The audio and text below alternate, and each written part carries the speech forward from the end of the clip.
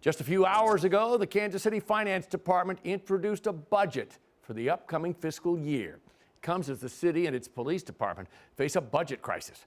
It was just last week that Fox 4 News first reported the police department would be making drastic cuts, mainly overtime, so it could continue to maintain basic services.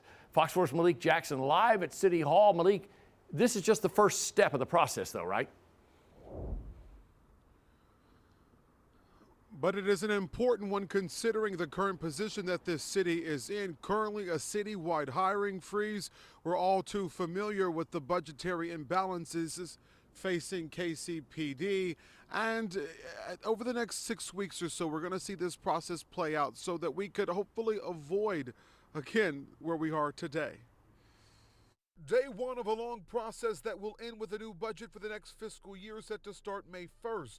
Only this time around, the city is facing significant financial challenges. What's unfortunate for Kansas City is that I can more easily tell you what's not going to be cut. A part of that group includes KCFD and KCPD. We know there, as of now, will be an increase of between 5 and 6% for KCPD, well below what they requested, as rising settlements put the department in a bind this current fiscal year. It's like housing, tenant advocacy, homeless prevention. Most other departments are sustaining very real cuts. As you heard there, others in the city will see the cuts in a major fashion.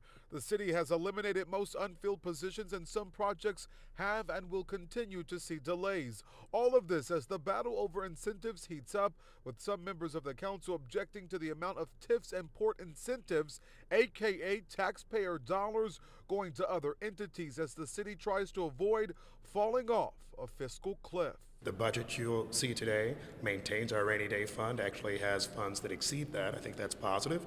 And in terms of incentives, we need to have a proper balance on every incentive we consider. This new budget proposal also sees a complete cut to the violence prevention program.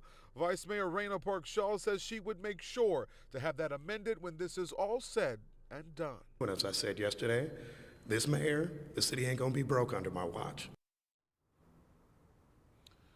So when this budget is finalized, it will look a little bit different than what it looks like now. And guess what? If you live in the city of Kansas City, Missouri, you'll get the opportunity to weigh in to find out those dates and locations and those times. Click on this story on fox4kc.com. All of the finalized amendments to the budget will be finalized on March 12th. So not as cool as a bridge collapsing or being torn down, but nevertheless, very, very important.